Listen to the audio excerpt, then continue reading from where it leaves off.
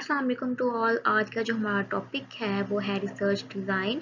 अब research design हम लोग क्यों बनाते हैं और इसकी ज़रूरत हमें क्यों पड़ती है, तो इसके अंदर हम लोग क्या स्टडी करते हैं। रिसर्च डिज़ाइन में एक्चुअली हम लोग स्टडी करते हैं स्टडी के हमें रिसर्च एक्चुअली में करनी किस तरह है, किस तरीके से हम लोग रिसर्च को कंडक्ट करेंगे। एक वे बताते हैं हम लोग जो अपने सुपरवाइज़र को अपने लोगों के साथ शेयर करते हैं, यानी कि बाकी सारे लोगों के साथ शेयर करते हैं किस तरीके से हमने रिसर्च को कंडक्ट करना है। तो रिसर्च डिज़ाइन इस चीज़ को कहा जाता है। तो लेक्चर को स्टार्ट करने से पहले जिन लोगों ने अभी तक मेरे चैनल को सब्सक्राइब नहीं किया उन सबसे मेरी रिक्वेस्ट है कि वो सब मेरे चैनल को सब्सक्राइब कर दे और बेल आइकॉन को क्लिक कर दे ताकि हम लोग रोज़ मिलते रहें और एक दूसरे की नॉलेज को इंक्रीज़ कर सकें।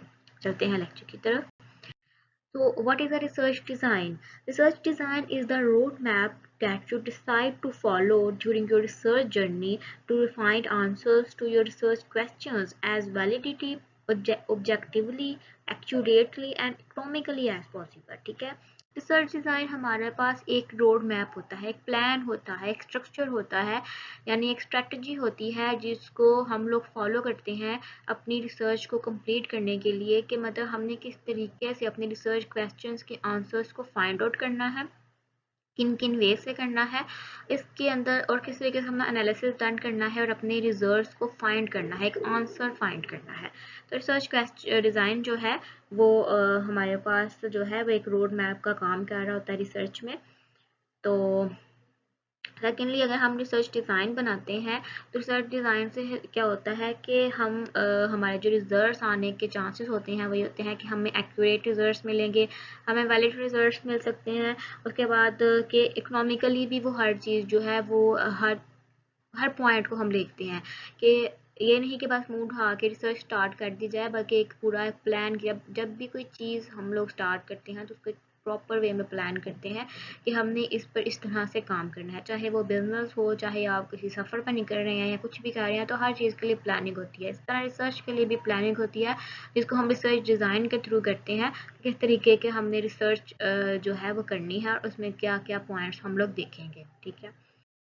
अब फंक्शंस क्या है रिसर्च डिज़ाइन के।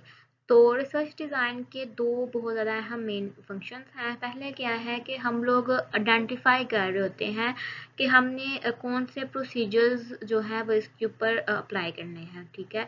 किन वे से हम लोगों ने जो है वो डाटा कलेक्शन करनी है, कहाँ से करनी है, कैसे करनी है। ठीक है। उसके अलावा लॉजिकल वेज भी उसके कनेक्ट करने चाहिए। ठीक है। मतलब जो आप पढ़ रहे हैं, जो चीज़ टॉपिक को आप लोग स्टडी कर रहे हैं वो लॉजिकली भी आप देखें, उसके बाद ये भी देखेंगे कि क्या वो इकोनॉमिकली आप उसको कर सकते हैं या नहीं कर सकते।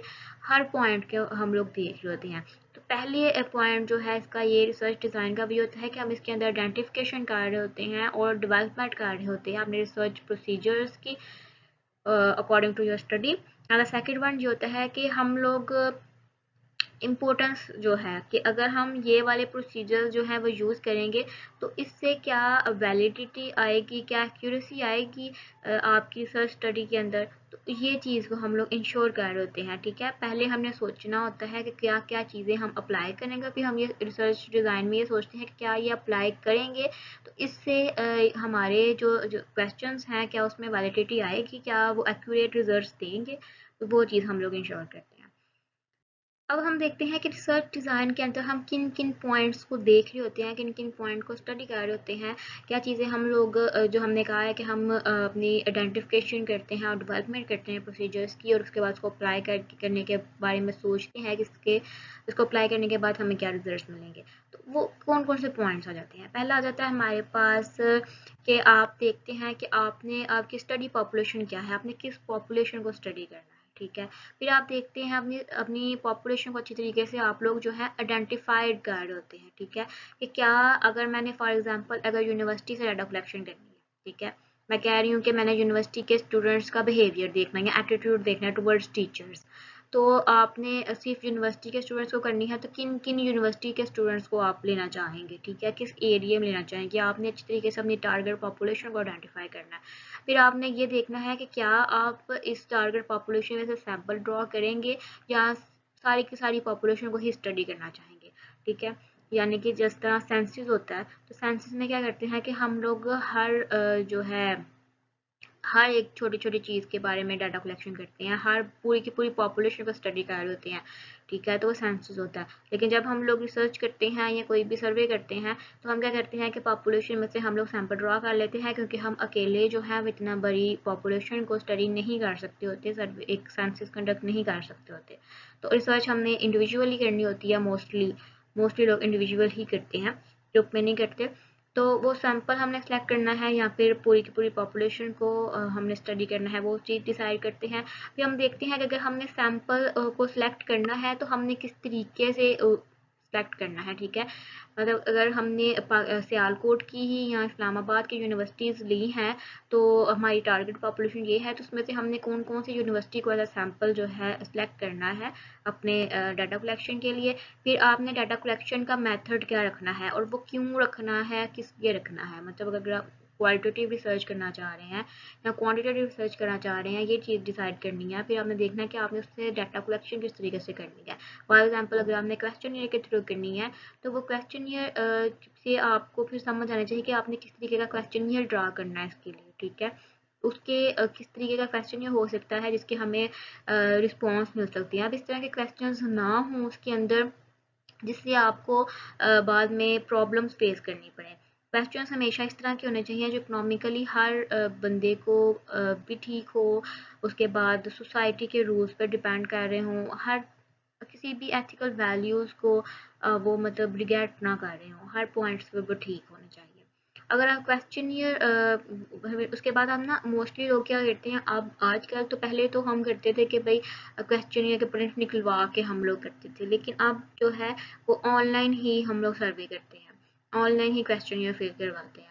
तो वो ऑनलाइन अगर क्वेश्चनियर फिल करवाते हैं और हो सकता है किसी बंदे को किसी क्वेश्चन की समझ ना आई हो सही तरीके से, तो ऐसा कोई हमें वे निकालना होता है कि वो हमसे कांटेक्ट करके पूछे कि भाई ये क्या क्वेश्चन है और इसका मतलब किस सेंस में क्वेश्चन डेवलप किया गया है। मोस्टली तो क्वेश्चन इस तरह से डेवलप होना चाहिए कि वो हर बंदे को समझ आए, लेकिन अगर इन केस के कोई प्रॉब्लम हो जाती है तो उसमें क्या है कि आप रिस्पॉन्डर्स आपसे किस तरीके से कॉन्टेक्ट करें, ठीक है। ये चीज़ भी आप रिसर्च डिज़ाइन में ही स्टडी करते हैं। फिर आप देखते हैं कि आप अगर क्वालिटेटिव रिसर्च कर रहे हैं तो इंटरव्यूज़ आपने कंडक्ट करने हैं, तो इंटरव्यूज़ कैसे कंडक्ट करने हैं, कहाँ पे कंडक्ट करने हैं, किसके साथ कंडक्ट करने हैं, ये भी हम रिसर्च डिज़ाइन में स्टडी करते हैं। और उसके बाद ये आ जाता है जो मैंने पहले डिस्कस किया कि एथिकल इश्यूज़ भी टेकन केयर ऑफ, कि कोई भी अब आपका क्वेश्चन यार इस तरह का ना हो कि जिसके अंदर कोई क्रिटिसाइज़ कर रहा हो किसी भी कह लें क्रिश्चियंस को या हिंदुज़म को या फिर शिया बरादरी को, इस तरह के कोई भी क्वेश्चंस ना हो, क्योंकि हमें नहीं पता होता कि कोई क्रिश्चियन है या इस तरह। तो फिर जब हम डाटा कलेक्शन करें और वो क्वेश्चन के तक चला जाए तो फिर तो प्रॉब्लम्स क्रिएट और कुछ लोग इशू क्रिएट कर लेते हैं इस चीज़ पर, तो वो एक इशू क्रिएट होने का मसला होता है और इससे आपकी रिसर्च जो है वो ख़राब हो जाती है कि वो रिस्पॉन्स आपको सही नहीं मिलता या वो क्वेश्चन छोड़ देते हैं। तो इसलिए जो इन पॉइंट्स को देखना ज़रूरी होता है।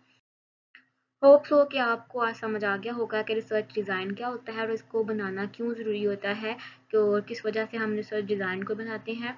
अगर आपको मेरी वीडियो अच्छी लगी है तो काइंडली मेरे चैनल को सब्सक्राइब कर दें और इसको अपने फ्रेंड्स के साथ भी शेयर करें और अपनी फैमिली के साथ शेयर करें, जो लोग पढ़ रहे हैं उनके साथ शेयर करें, जो लोग रिसर्च कंडक्ट करना चाह रहे हैं उनके साथ शेयर करें, ताकि वो एक अच्छे रिसर्चर बन सके। और मेरी कोशिश है कि मैं आपको इस काबिल करूँ कि आप एक अच्छी रिसर्च को कंडक्ट कर सके। तो thank you for watching my video.